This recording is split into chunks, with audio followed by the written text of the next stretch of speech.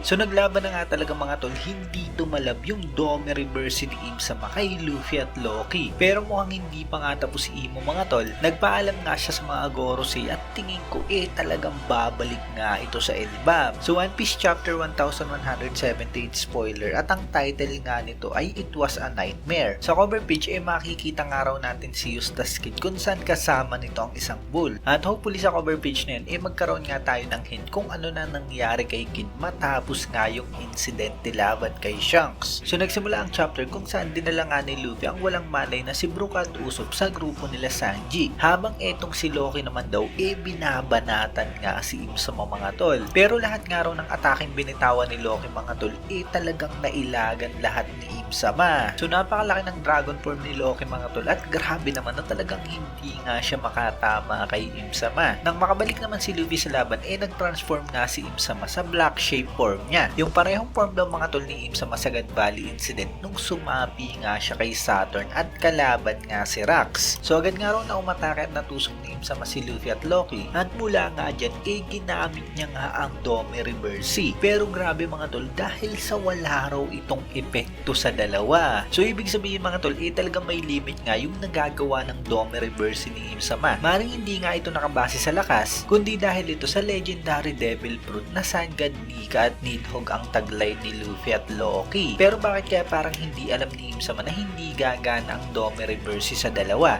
For sure naman na nakalaban niya na nga ang dalawa sa Void Century o di kaya naman sa First World. Well dahil dyan mga tol hindi na nga posibleng maglaban pa si Luffy at Loki dahil sa maaaring ma-Dome Reverse ang dalawa. Hindi nga sila tinatablan kaya hindi magiging madali ito para kay Im Sama mga tol. At ito na nga ang matindi dahil sa umatake na nga si Luffy ng Gatling kay Im Sama habang si Loki naman na naka-human form na kasama ang Ragnar inatake naman ang freezing attack si Im Sama. Finally ito maama nga mga tol at yung itim nga na katawan ni Im Sama mga tol bigla na lamang naglaho sa ice attack na yun ni Loki. So base dyan parang natalo nga si Im Sama mga tol sa unang sagopa na yan at mukhang na-underestimate niya nga ang combo ng dalawa si Luffy at Loki. Ang tanong ngayon ano na kaya ang nangyari sa katawan ni Gunko? Hindi na nga ito nabanggit. Anyway matapos nga yan parang bumabalik na raw sa normal ang sitwasyon sa Elbap. So basically hindi talaga nagtagumpay ang world government na sakupin nga ang Elbap at gawin ngang slave ang mga giant warrior. Malaking pagkatalo nga to kay Im Sama at talagang hindi nga nilang napwersang napasunod ang mga giant. Buti na lang talaga at nandyan nga si Loki ang prinsipe nila pati na nga rin si Luffy at ang mga Straw Hat. Si Saul at Robin naman daw dumating na nga sa library pero nabigla nga sila dahil sa nawala nga ang mga libro pati na nga rin ang owl na si Biblu. So saan kaya napunta si Biblu at ang mga libro mga tol? Napaka-importante pa naman nun dahil sa nakasaad nga doon ng mga history ng Elbap pati na nga rin yung mga research ng Ohara. Well tingin ko lang maring niligtas nga mismo ni Biblu ang mga libro na yon. Alam naman natin ang kapangyarihan niya na napapalaki niya nga ang mga libro, maring ibinalik niya nga ang mga ito sa normal size para mas madali niya nga itong mailikas dyan sa library. Nang sa ganun hindi nga masunog ang mga ito at mailigtas ang history ng Elbap. Ang grupo naman daw nila Zoro malapit na nga maubos yung mga na-Dome Reversing mga army. At biglang dumating nga raw si Chopper kung saan tinapos niya raw yung mga natitira. So nakita naman natin sa nakaraang chapter na napakadilingam na ibalik ni Chopper sa normal yung isa sa mga na-Dome Reverse. At ngayon tinapos niya nga yung iba pang natitira. Si Somers naman daw pinakitang buhay pa at nagre-recover at mapapansin nga raw natin na parang walang puso ng isang tao si Somers. Well kung wala nga talaga literal nga yun dahil kita naman natin sa ugali ng Holy Knights na to na talagang wala nga siyang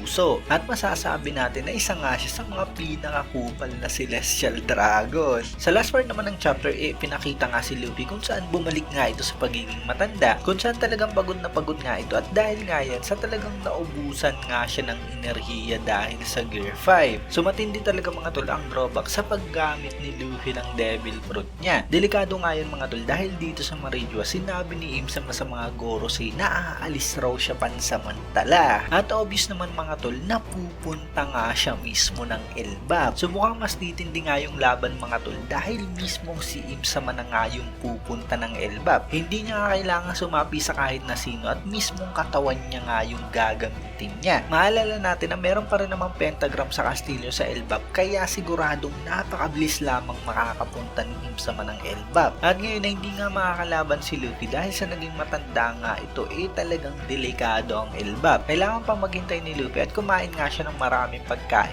para makarecover siya. At dahil yan maaaring mapalaban nga ng gusto mag-isa si Loki kay Im-sama. Well, nandyan pa rin naman ang ibang mga Straw Hat tulad ni Sanji, Zoro at Jinbei na maaaring makatulong nga kay Loki kung sakaling hindi pa nga available si Luffy. So ayan lang mga tol ang review natin para sa One Piece Chapter 1178 spoiler. Syempre kung nagustuhan nyo nga ang video to, huwag sana kalimutan mag-iwan ng like dahil napakalaking tulong na yan para sa ating channel. At yun, maraming salamat sa inyong panunod at mag-iingat kayo palagi.